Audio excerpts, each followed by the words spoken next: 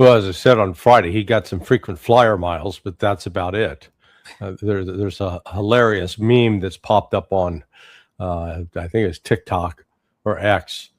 So it shows an obese Trump who resembles Chris Farley, the deceased actor, being drug off the plane with Elon Musk on one side and Pete Hegseth on the other, and he's wearing this small T-shirt, too big for him, so his belly's half exposed.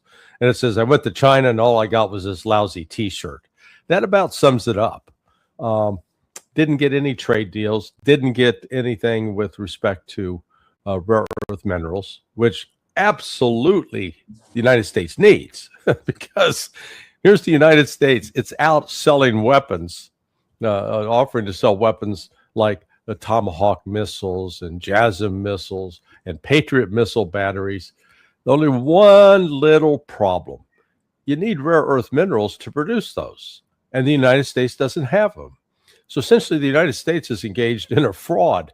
It's promising to sell it's taking money from these countries. Oh, okay, we'll sell this to you. It'll be a couple of years, maybe 3, 4 years. So there's no guaranteed delivery. So he utterly failed on that. And then, according to a friend of mine, someone who has access, who was in contact with the White House, Trump specifically raised the issue of getting China to intervene on behalf of the United States with respect to Iran. And the answer was, I don't know how you say "go pound sand" in Chinese and Mandarin, but that was essentially the response of of Xi Jinping and his government. No. The panel assesses a recent diplomatic journey, pointing to its limited outcomes, symbolic gestures of lower priority, and failure to deliver on key strategic goals amid broader distractions like regional conflicts and economic pressures at home. Takeaway: portrayed as more symbolic than substantive, the trip underscores the gap between high expectations and on-the-ground results in great power engagement. Observers note protocol distinctions, minimal media emphasis from the host side, and the absence of meaningful progress on pressing issues. This reflects how personal leadership trips can serve domestic audiences yet yield little leverage when preparation and mutual interests misalign. The segment reveals vulnerabilities in relying on high-profile meetings without deep groundwork, affecting everything from supply chains to market sentiment. It offers a realistic view of diplomacy as a domain where signaling, patience, and concrete incentives often outweigh optics, providing lessons for understanding why some summits fizzle despite significant travel and entourage involvement. Subscribe to World Talk Recap for more sharp geopolitical breakdowns. Was this high-stakes trip little more than a diplomatic photo opportunity? Oh, we're not doing that. In fact, what the Chinese did not tell Donald Trump, but what they are doing is they are actively involved with Russia in proposing and trying to erect a new security architecture, which would be the equivalent of, let's call it, establishing an Islamic version of NATO, where the countries in the region, Turkey, Saudi Arabia, Iran, is the big three, would come together in a mutual security arrangement that would eliminate the need for U.S. to have any presence in the area. Johnson reveals China and Russia are actively pushing a new regional security setup involving Turkey, Saudi Arabia, and Iran, essentially an Islamic version of NATO that could sideline U.S. presence entirely. Xi Jinping gave Trump a firm rejection on Iran. Analysis: boom. Larry drops geopolitical chess moves that most mainstream outlets ignore. The idea of a rival security bloc in the Middle East is explosive, and the way he describes China's "go pound sand" response is pure gold. Tense, eye-opening, and full of intrigue. My takeaway: this segment exposes a massive shift in global alliances. While the U.S. pushes confrontation, China and Russia are constructing alternatives that emphasize sovereignty and regional self-reliance. Iran gains breathing room and firm backing. The U.S. risks being frozen out of the Middle East not by military defeat alone, but by clever diplomacy and new power structures. This could reshape energy routes, security dynamics, and America's role as global policeman for decades. Question: What happens to U.S. influence when the Middle East builds its own NATO? Subscribe to World Talk Recap. Don't miss a single breakdown. Subscribe now and turn on notifications. Right now, it is highly likely that the United States and Israel will renew attacks on Iran this week. However, the unknown and the wild card that could derail that is the decision whether or not the Saudis and the Qataris, along with the Kuwaitis don't have as much juice in this. But if the Saudis and Qataris together tell the United States, no, you're not going to use our bases, you're not going to use our airspace to conduct new attacks on Iran. It's got to stop. Yeah, if they do that, then the United States is going to be in a bit of a dilemma because they do rely upon those two countries. Because, in Qatar, for example, you have the Al Udeid Air Force Base, which is the largest U.S. base in the entirety of West Asia. And in fact, it may be even larger than what the United States has at Incirlik in Turkey. So this is those two countries, actually, I think they hold the veto on whether or not the United States can go ahead and renew its attacks on Iran. If you look at just Trump's Truth Social posts, yes, we're going back to war. There's no doubt about that. But these other two countries do have a say in the matter. Larry discusses the wild card. Saudi Arabia, Qatar, and Kuwait could deny the U.S. use of their bases and airspace for renewed attacks on Iran. Trump's Project Freedom to open the Strait of Hormuz was quickly paused after pushback. Al Udeid Air Base in Qatar is massive and critical. Analysis: the drama intensifies as regional powers hold real veto power over U.S. plans. Johnson paints a picture of American frustration meeting Gulf state realism. It's high-stakes poker with massive military bases on the table. Fast-paced and full of what-if tension. Takeaway: even a superpower like the U.S. depends on local partners for logistics. If Gulf states refuse access, major strikes become far harder. This reveals limits to American power projection and the growing assertiveness of regional players who prioritize stability and their own interests over endless conflict. Trump's phone call to MBS shows the intense diplomacy happening behind the scenes. The outcome could determine whether escalation continues or is forced into pause. Question: are America's allies finally saying enough is enough to more wars? I mean, in his mind, the United States is the greatest, the best, and nobody can stop us. Putin arrives in China on Tuesday. So tomorrow, our time, which is right now it's 9 p.m. in Beijing, and so Tuesday morning is like 3 hours away. So by this time Tuesday morning, I think you'll see that that President Putin has arrived, has been received. Now it's important. Just stop you for a minute. Chris did some research and found out how to say "go pound sand" in Mandarin. They just posted it.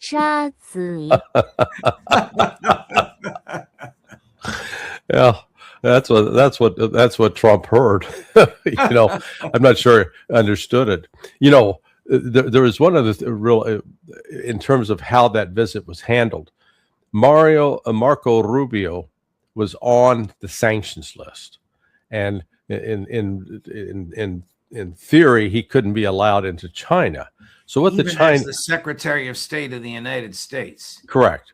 So what the Chinese did was they changed his name. So they used a different name for him, and Chaz Friedman. You gotta love Chaz. He's he was just a fantastic diplomat in his day, but he went into some detail about as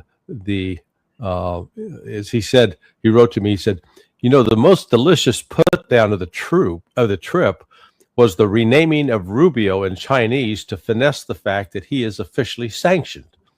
Normally his name is transliterated with the first ideogram Lu, L-U, a common Chinese surname used for the ruble and the rupee, the ruble and the rupee.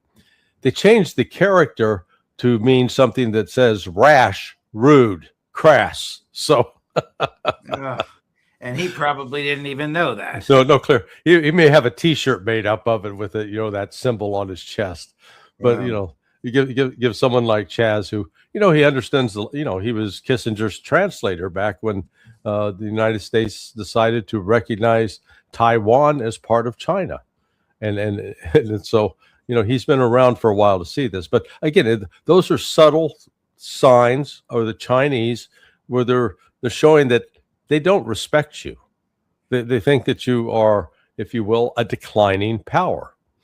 And hearing Xi Jinping talk about the Thucydides trap, I'd say half the pundits or people doing podcasts couldn't even pronounce Thucydides, for starters. And then everyone had to start looking it up, going, "Oh, well, what's that?" If Marco Rubio goes to China as a prisoner, Wow. I mean, when you go back that whole Maduro fashion show, I mean, the guy appeared in at least 6 or 7 different outfits.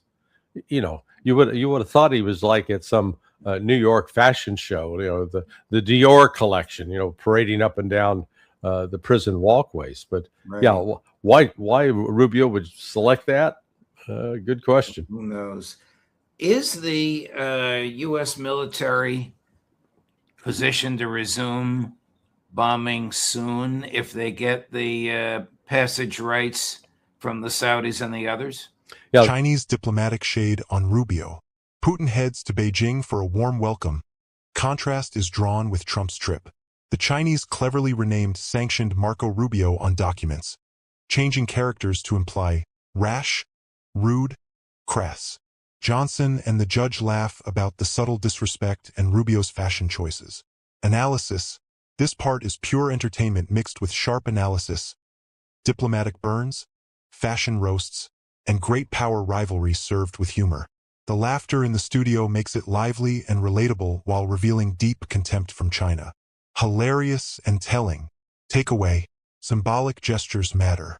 China's warm reception for Putin versus the cold shoulder and linguistic insults for the U.S. delegation signal declining respect for American power. Renaming Rubio was a masterful, face-saving insult that flew under most radars. These subtle moves reinforce narratives of America as a fading power. The contrast in receptions highlights how alliances are warming in the East while U.S. efforts struggle. Question. When your rival hosts your enemy with open arms right after snubbing you, what does that tell you? Subscribe to World Talk Recap for more engaging deep dives. Join our growing community today.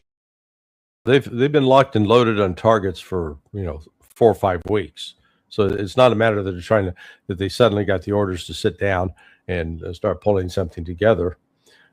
According to the Pizza Index, so there's someone years ago figured out that one way to monitor if the United States was going to be engaged with potential military activity is what the orders placed at pizza shops that are around the Pentagon there in Arlington, Virginia.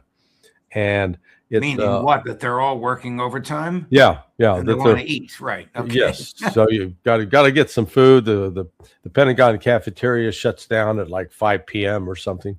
So if you're there after hours, you got to eat.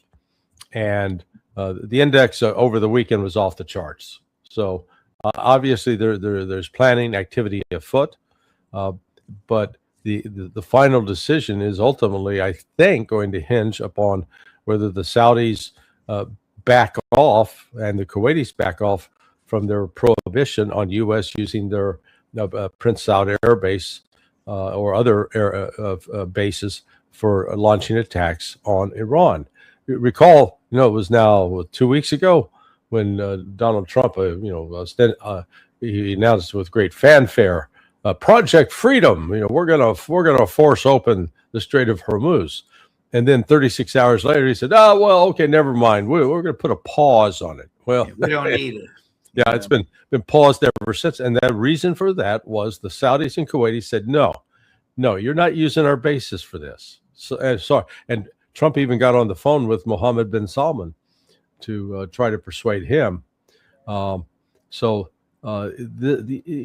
Saudis and Kuwaitis still have some say. They still have the ability to derail future attacks. And look, I think one of the things they have to consider is the ability of Iran to cause greater damage. And in fact, one even greater concern emerged over the weekend, and again, it's an unverified report, but that Iran reportedly has produced an intercontinental ballistic missiles capable of hitting the United States, and have vowed that if it is attacked, they will attack Washington and New York. Oh, now, good Lord. Yeah. Prime Minister Netanyahu is someone you had a lot of experience with over the years. Yes. And you were very critical of him in your 2014 book. You referred to his arrogance and outlandish ambition in his approach specifically to Iran. You recalled a disagreement during a 2009 meeting where he argued an attack on Iran's nuclear facilities would trigger the Iranian people to overthrow the regime, and that Iran would not attack, he said, American targets or oil facilities in the region. That was in 2009, and he was trying to press an American president to do what this American president has done. Was he overly optimistic then, and is he now? He told me all those things in July of 2009, and I told him then he was dead wrong, that he was underestimating the resilience of the Iranians, that I thought he had been lulled into an unrealistic position by the absence of an Iraqi reaction when the Israelis destroyed the Osirak reactor in Iraq. He'd been lulled by the Syrian lack of reaction when Israel destroyed their reactor. That was during the second Bush administration. But this is the war he's been trying to sell for years. And I told him then that this notion he was saying then, the regime is fragile. This is 2009. The regime is fragile. It'll crumble at the first attack, and they won't have time to do anything else. Myself agreeing with Bob Gates. I mean, he was the director of analysis, the DDI. He was director of the intelligence when I was an analyst. Then he got promoted ultimately to become the director of CIA. And one of the concerns we had with him back then was, he was quite willing to shade the truth or tell the president what he wanted to hear instead of telling him the truth. Right. And I saw that specifically where he tried to change the analysis about a question regarding Nelson Mandela. And the analyst, to the analyst's credit, fought back, and Gates finally conceded. That said, Gates still is not an unintelligent man. He has the capability to be quite competent, and I'm pleasantly surprised to hear that he was that direct with Bibi, and telling him the truth that Iran is not a fragile nation, and Iran does have depth and strength that Israel is not prepared to overcome. And as we've seen, the United States, supposedly the greatest superpower in the world, the greatest military in history, we failed. We had 5 weeks, and we couldn't, we put some dents in them, but we certainly didn't eliminate their ability to launch ballistic missiles and cruise missiles and drones, and their ability to maintain the closure of the Strait of Hormuz, or at least to control the traffic that goes through the Strait of Hormuz. And the only thing we could do about it is try to shut the thing down. Depends on who you're talking about. If you're talking about Pete Hegseth, no, they haven't learned a damn thing. If you're talking about maybe General Kane, yeah, I think they've got some. They recognize the United States is caught in a dilemma, that if we renew this attack, the only real viable option for us is to use these air-launched missiles, the Tomahawks, the JASSMs. We can't. It's too dangerous to fly directly over Iran. We do not have air superiority because the Iranians will be shooting us down, just like the Houthis downed another MQ-9 Reaper 2-3 days ago. So we have to use standoff weapons. The problem is those standoff weapons, the inventories have declined. And if we get into another situation where we're using 200 to 300 a day over an extended period of, say, 10 days, 20 days, all of a sudden we run the risk that we have completely depleted this arsenal. There would be nothing left to confront China. And still the military planners, in the back of their mind, they're worried more about having to confront China. And without these weapon systems, the United States is going to essentially be disarmed. So it is, and it's not like we can flip a switch, the factory comes on, starts running 24/7, and the replacements for the JASSMs and the Tomahawks come spilling out. Not going to happen because the Chinese control the rare earth minerals. So the United States is really, we no longer have control of our destiny in that sense that we can turn on the industry. Quite a contrast to what happened to Russia after the start of their special military operation, where they were starting to use up existing stocks of missiles, Iskanders, Kinzhals, and then also artillery. But they were able to turn the factories on and start producing and producing at rates that exceeded the replacement rates, so that they were building surpluses. And we've seen that they've never lacked for firepower. The United States is not in that same condition. We are the exact opposite. We cannot sustain military operations and then have the supplies continue to flow. Is Iran stronger now than it was 2 months ago? I would say they're more confident now than they were 2 months ago. They suffered some damage. They did lose some ships, but at the same time, I think they now have greater confidence, and they also have substantial supplies of ballistic missiles, cruise missiles, and drones, so that they know that they can fend off anything the United States wants to throw at them, and in the process, it actually cause attrition among U.S. forces and assets. Now, I know the thinking, at least among some in the Pentagon, is we need to get the hell out of this. We've done all that we can do. We're not going to defeat Iran. We're not going to force Iran to the table to accede to our wishes.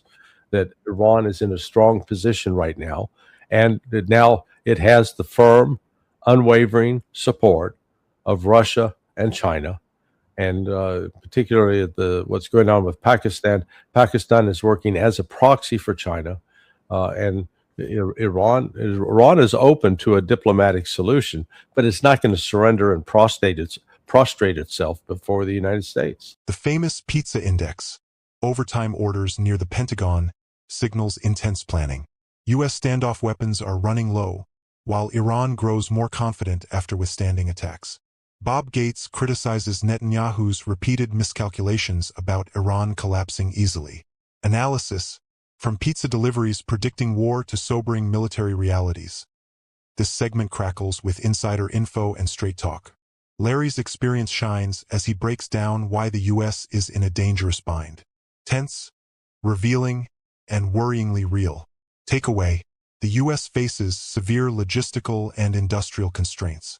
Unlike Russia, which ramped up production, America cannot quickly replenish advanced missiles due to supply chain issues and rare earth dependence.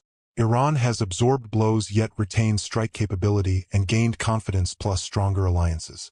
Gates' critique underscores long-standing Israeli over-optimism about quick regime change. Renewed conflict risks depleting U.S. arsenals needed for bigger threats like China, creating a strategic dilemma. Question: is the U.S. military running on empty while Iran grows bolder every day? Final thoughts and big picture takeaway. This episode masterfully blends philosophy, humor, hard geopolitics, and military reality.